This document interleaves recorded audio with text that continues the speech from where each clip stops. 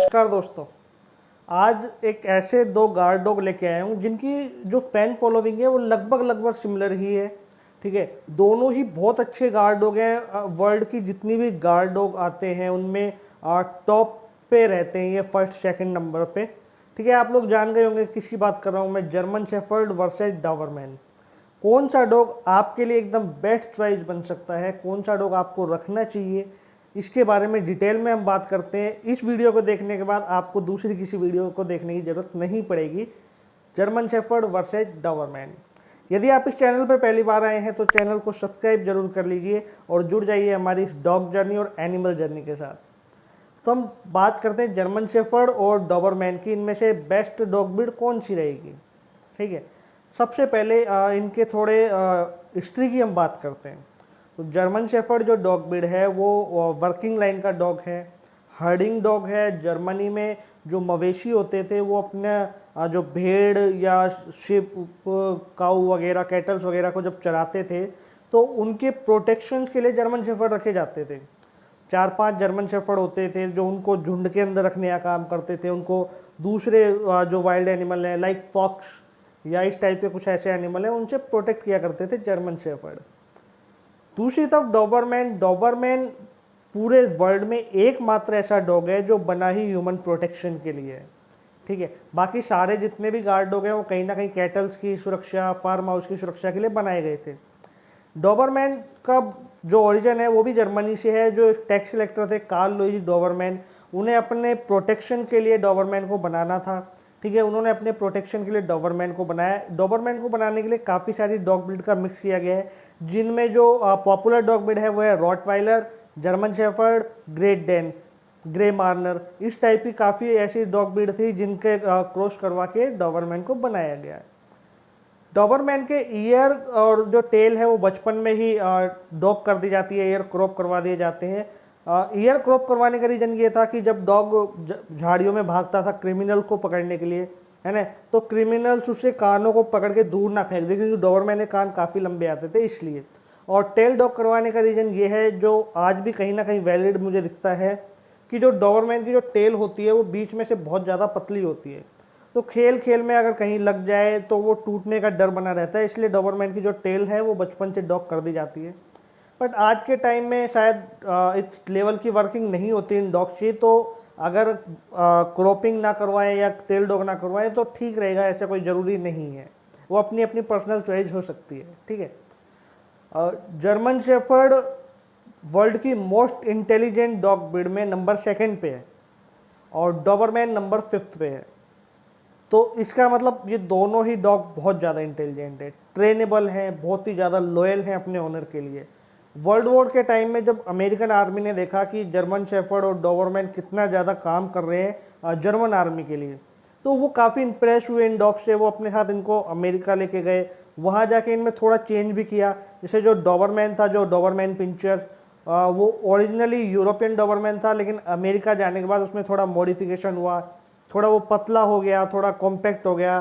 ठीक है, तो वो एक अमेरिकन डॉबरमैन बन के आया, जो आज हम इंडिया में नॉर्मली देख लेते हैं। यूरोपियन डॉबरमैन थोड़ा रेयर होता है।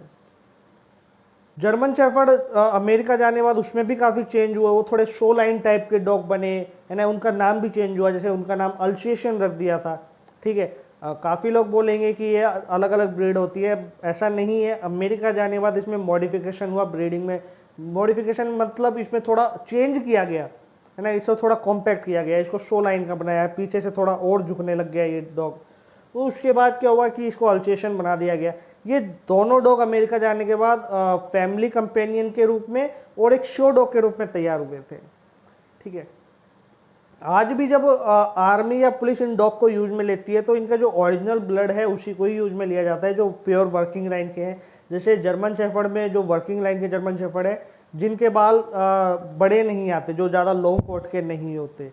ठीक है, जो मीडियम कोट के होते हैं, लार्ज साइज के डॉग होते हैं, उनको यूज में लिया जाता है। और जो डॉबरमैन है वो यूरोपियन डॉबरमैन यूज में लिया जाता है।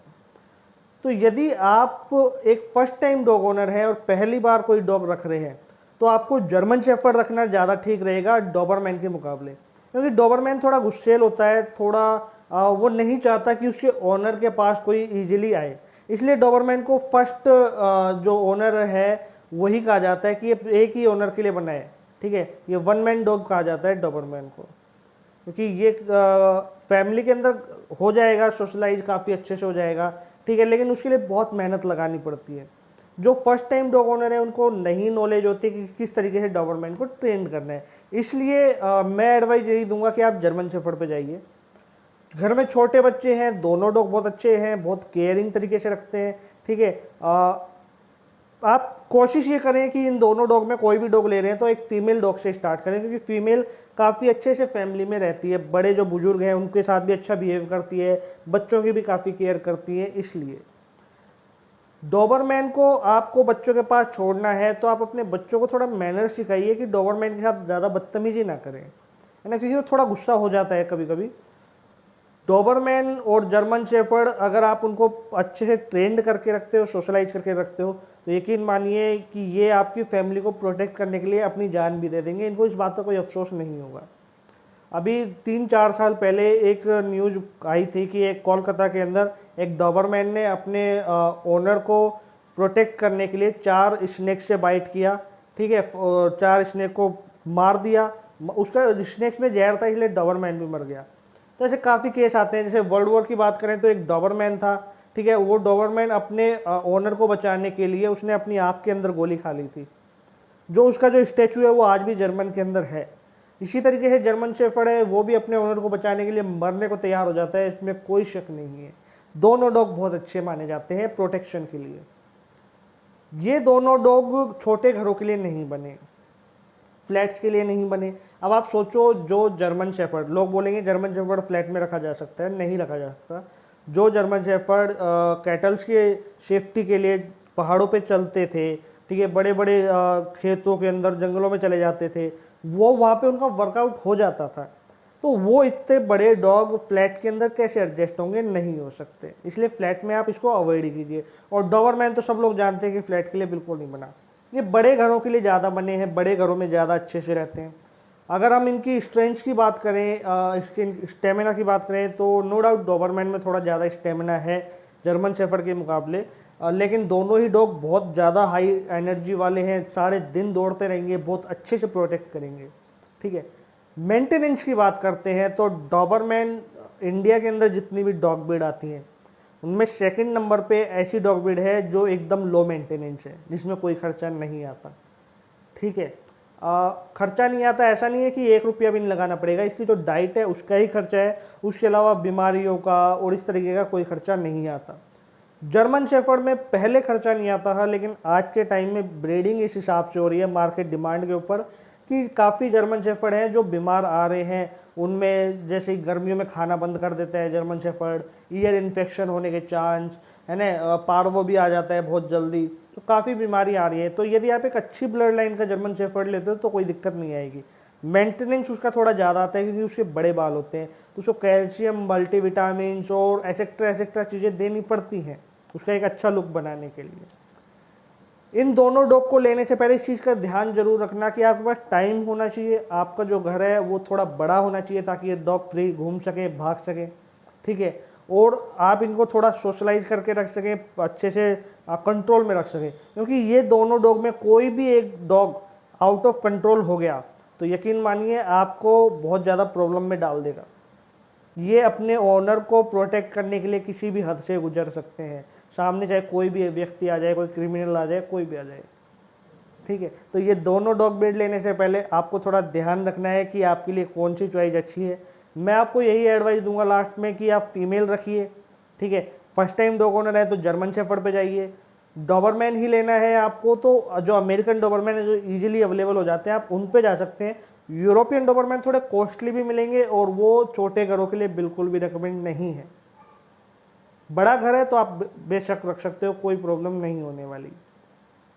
तो ये कंपैरिजन वीडियो था कौन सा डॉग ज़्यादा अच्छा है आपके लिए, ठीक है। इस वीडियो पे अब तक बने रहने के लिए आपका बहुत बहुत धन्यवाद। यदि आप इस चैनल के ऊपर पहली बार आए हैं तो सब्सक्राइब जरूर कर लीजिए, और कोई डाउट होता है तो कोई कन्फ्यूजन होता है तो आप मुझसे पूछ सकते हैं।